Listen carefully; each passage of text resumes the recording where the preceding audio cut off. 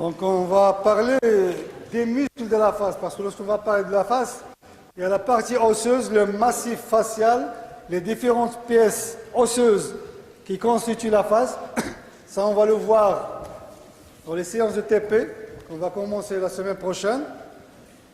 Aujourd'hui, on va consacrer cette séance à l'étude des muscles qui recouvrent ces différentes pièces osseuses qui interviennent dans plusieurs fonctions de la face. Parce qu'on a dit que la face est un élément d'expression et est un élément fonctionnel. Et donc ces fonctions-là, elles sont assurées par des mouvements. Et lorsqu'on parle des mouvements, c'est toujours, il y a derrière ces mouvements, il y a un muscle qui se contracte. Et donc la face est généralement constituée par un nombre très important de muscles. Tous ces muscles sont fonctionnels au niveau du visage. Et chaque muscle a une fonction bien déterminée et qui exprime un rôle bien identifié au niveau de la face. Donc ces différents muscles, ils sont bien sûr schématisés et ils sont organisés en deux plans. Vous avez un plan superficiel qui est juste au-dessous de la peau, au-dessous des tissus cellulaires sous-cutanés, mais il y a aussi un plan profond et qui est occupé par certains muscles qui sont épais, un muscle qui sont puissants et qui intervient aussi dans d'autres fonctions. Vous allez noter comme introduction que la face contient plusieurs muscles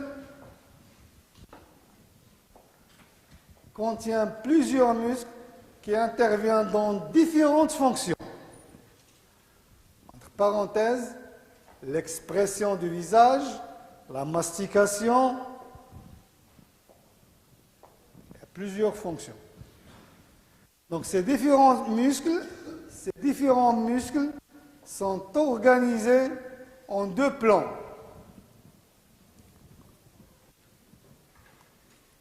Il y a un plan superficiel occupé par les muscles superficiels ou bien ce qu'on appelle les muscles poussiers. Plan superficiel occupé par les muscles superficiels ou bien les muscles poussiers. Et un plan profond occupé par des muscles qui appartiennent à l'appareil mandicateur. C'est le rôle de la mastication. Donc, les muscles qui font bouger l'arcade dentaire. Ce sont des muscles masticateurs. Et donc, lorsqu'on parle des muscles superficiels, ce sont les muscles poussiers qui interviennent dans l'expression du visage. Et lorsqu'on parle des muscles profonds de la face, ce sont des muscles masticateurs qui permettent l'ouverture et fermeture de la cavité buccale. On va commencer donc par les muscles superficiels, ou bien les muscles poussiers. Oui?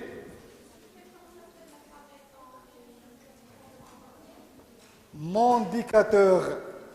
Mandicateur, c'est la mastication. D'accord?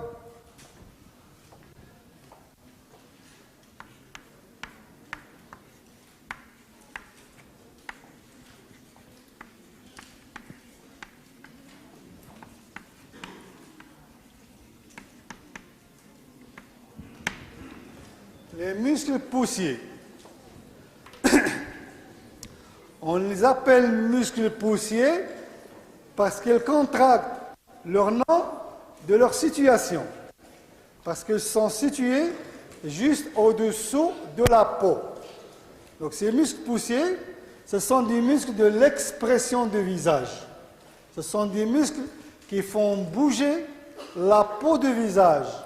Et donc ce mouvement de la peau du visage exprime toujours un état d'émotion. Et on va voir là, lorsqu'on va parler de ces différents muscles. Et donc ces différents muscles, ils ont plusieurs points communs. C'est pour cette raison qu'on parle des muscles poussiers. La première caractéristique, c'est la situation. Parce que ce sont des muscles qui sont situés juste au-dessous de la peau. Dès qu'on ouvre la peau, on tombe sur les muscles poussiers. Donc ce sont des muscles qui ont une double insertion. Une insertion profonde fixe sur une pièce osseuse au niveau du massif facial, c'est une insertion qui est fixe. Et une double insertion, deuxième insertion, c'est une insertion qui est mobile, juste au-dessous de la peau. Et donc, lorsque ce muscle se contracte, il prend le point fixe au niveau de l'insertion osseuse et il fait bouger la partie dermique. Et donc, il va changer les traits du visage. C'est pour cette raison qu'on parle d'un muscle qui intervient dans l'expression. Ça, c'est la première caractéristique, c'est cette double insertion, à la fois profonde osseuse et superficielle derrière, au-dessous de la peau. Il est donc rattaché directement à la peau, et donc la contraction fait bouger la peau du visage. Deuxième caractéristique de ces muscles poussiers, c'est quoi? C'est leur disposition autour des différents orifices de la face. Donc, ils sont situés aux alentours et autour de la cavité orbitaire, autour des orifices nasaux, autour de la cavité orale, et donc ils ont une disposition péri-orificielle. Et lorsqu'on a un muscle péri-orificiel, il prend la caractéristique d'un muscle, allez-y, le muscle qui est situé juste autour d'un orifice, c'est quoi? C'est un muscle sphinctérien. Et donc, ils ont cette caractéristique des muscles sphinctériens, et donc ils permettent à la fois la fermeture et l'ouverture. Donc la fermeture des paupières, la fermeture de la cavité orale, l'ouverture, donc ils ont certains caractéristiques, pas tous les muscles poussiers, mais une grande partie des muscles poussiers de la face, ils ont cette disposition péri-orificielle, et donc ils jouent le rôle de muscles sphinctériens qui permettent à la fois la fermeture et l'ouverture de ces différents orifices qui siègent au niveau de la face. La troisième caractéristique, c'est que tous ces muscles-là sont innervés par les branches d'un seul nerf, qui est le nerf facial. Donc, tous ces muscles-là, ils sont innervés par le nerf facial. Et donc, moralité, en cas d'une paralysie faciale, en cas d'une lésion du nerf facial, tous ces muscles sont paralysés.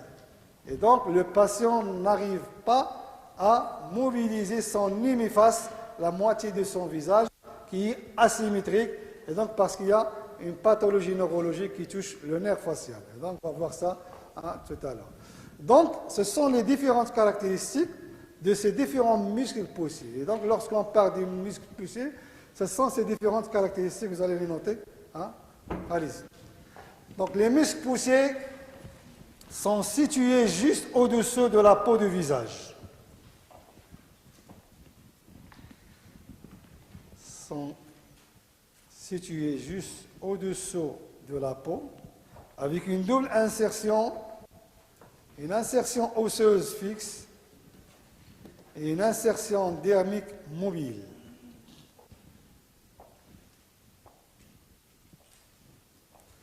Ce muscle poussier de la face intervient dans l'expression du visage grâce à leur contraction. Donc ces muscles interviennent dans l'expression du visage grâce à leur contraction. Ces muscles aussi, ils ont une disposition péri-orificielle. Ils ont une disposition péri-orificielle autour des orifices de la face. Donc, ils ont une disposition péri-orificielle autour des différents orifices de la face. Et donc, elles permettent la fermeture et l'ouverture de ces différents orifices. Le dernier point, donc, tous ces muscles poussiers sont innervés par les branches du nerf facial. Donc ces différents muscles sont disposés et sont organisés en fonction des régions. Donc ces muscles sont organisés en fonction des régions. Et on va voir les muscles de la première région qui est la région temporofrontale.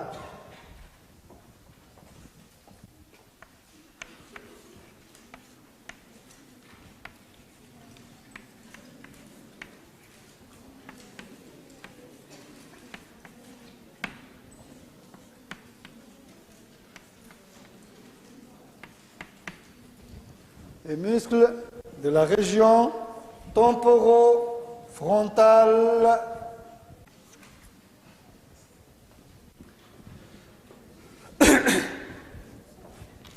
Donc les muscles de la région temporofrontale. Ils sont en nombre de 2. Ils sont en nombre de 2. Vous avez le muscle fronto-occipital et le muscle temporal. Pariétal. Donc le muscle fronto-occipital et le muscle temporopariétal. Notez ça. Le muscle fronto-occipital et le muscle temporopariétal. On va remplir ça sur le schéma.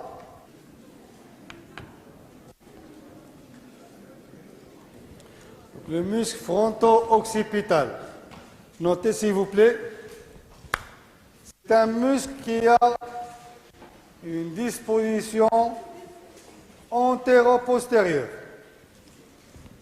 C'est un muscle qui a une disposition antéro-postérieure.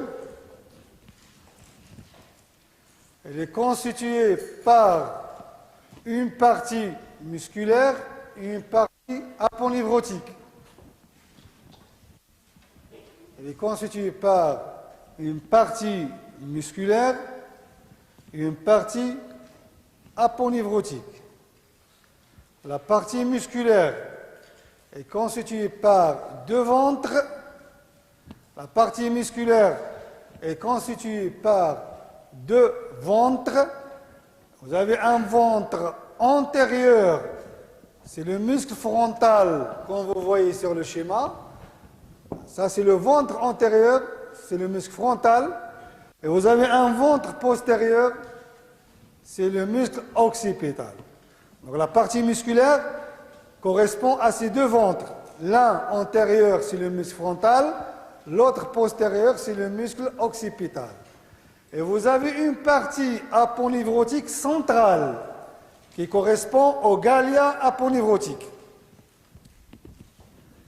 Donc une partie aponeurotique centrale qui correspond au glia aponeurotique.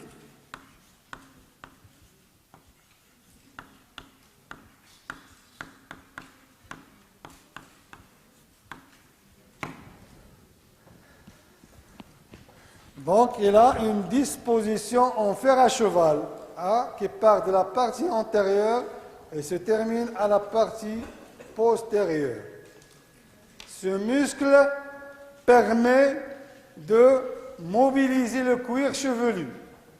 Il permet de mobiliser le cuir chevelu. C'est une fonction rudimentaire chez l'être humain, mais c'est une fonction qui est bien développée chez les animaux. Donc, lorsqu'on parle du rôle de ce muscle, la contraction du muscle fronto-occipital, lorsqu'il se contracte, qu'est-ce qui se passe? Qu'est-ce qui se passe lorsque ce muscle se contracte? Lorsque le muscle prend le point fixe au niveau frontal, c'est la partie occipitale qui se contracte. Et on aura donc cette contraction en haut, et donc on aura une élévation du cuir chevelu de la région occipitale. Parce que le point fixe ici, c'est le muscle frontal, et la contraction, elle est postérieure. Donc on aura une élévation de la peau à de la partie occipitale. Lorsque le muscle se contracte de côté antérieur, lorsque le muscle se contracte au niveau de sa partie frontale, qu'est-ce qu'il va se produire? Très bien. On aura une contraction vers le haut. Donc, il va ramener les sourcils en haut. Et il va entraîner l'apparition de quoi? Des rides horizontales. Donc, ces rides horizontales qui sont en rapport avec la contraction du muscle frontal. Une élévation des sourcils et des yeux qui sont grands ouverts. C'est la situation de quoi? De surprise. Donc, on sait très bien que la personne ou l'individu est en situation d'étonnement ou bien de surprise, parce qu'il a les yeux grands ouverts, les sourcils en haut et l'applicature de la région frontale. Donc les rides que vous avez au niveau de la région frontale sont toujours en rapport avec la contraction du muscle frontal. Et donc ce sont des rides qui apparaissent aussi avec l'âge et qui sont toujours en rapport avec une certaine contraction permanente du muscle. Et on agit aussi sur cette région pour faire disparaître ces différentes rides par l'injection de certains produits qui font, bien sûr, abolir cette contraction musculaire, c'est l'injection de Botox. Donc, ça, c'est le muscle fronto-occipital. Le deuxième muscle de cette région, on a dit, c'est le muscle temporo-pariétal, qui se détache de la partie latérale du gallia aponevrotique et qui s'oriente vers la partie supérieure auriculaire.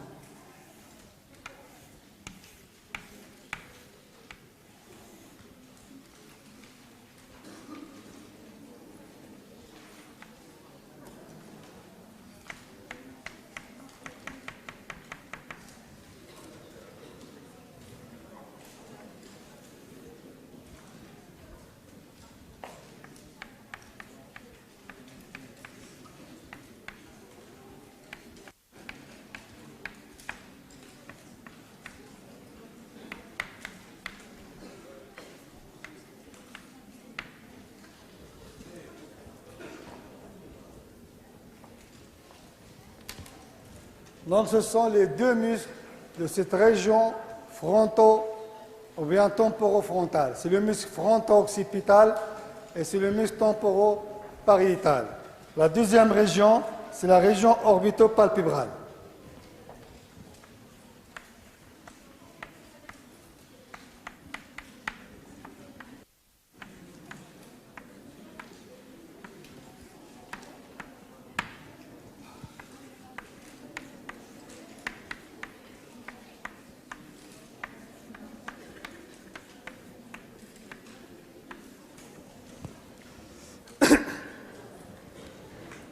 Prenez le schéma de la face. Hein? Schéma de face, s'il vous plaît.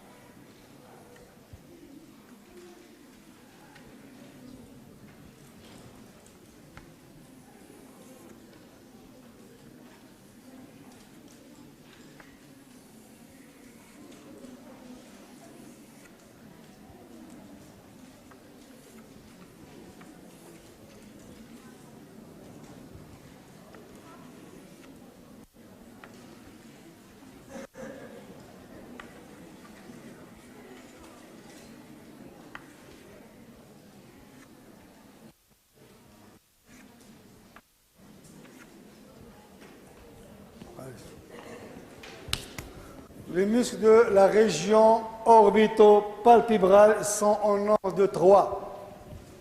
Vous avez 3 muscles au niveau de cette région.